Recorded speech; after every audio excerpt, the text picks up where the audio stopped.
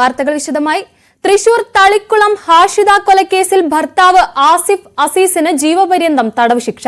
1,51,500 രൂപ പിഴയൊടുക്കാനും ഇരിങ്ങാലക്കുട അഡീഷണൽ ജില്ലാ സെഷൻസ് കോടതിയാണ് വിധിച്ചത്.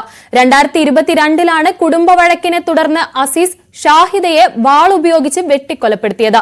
തടയാൻ ചെന്ന ഹാഷിദയുടെ പിതാവിനെയും മാതാവിനെയും അസീസ് ആക്രമിച്ചിരുന്നു.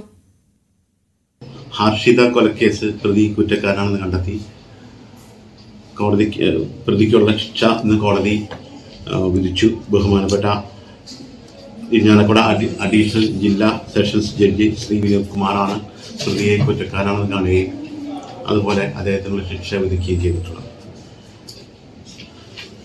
കോടതി അണ്ടർ സെക്ഷൻ 302 IPC പ്രകാരം ലൈഫ് ഇംപ്രിസൺമെൻറ്റും 1,00,000 രൂപ ഫൈനുമാണ് കോടതി കണ്ടിട്ടുള്ളത്. അതുപോലെ 307 IPC പ്രകാരം 10 വർഷം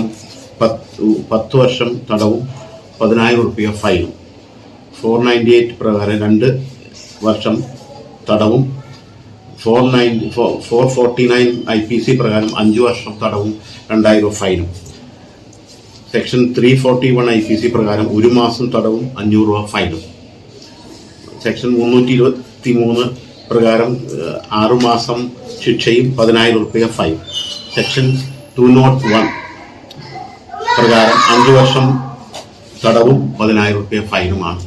ഈ കേസ് ചാർജ് ചെയ്തിട്ടുള്ളത് മലപ്പാട് പോലീസാണ്.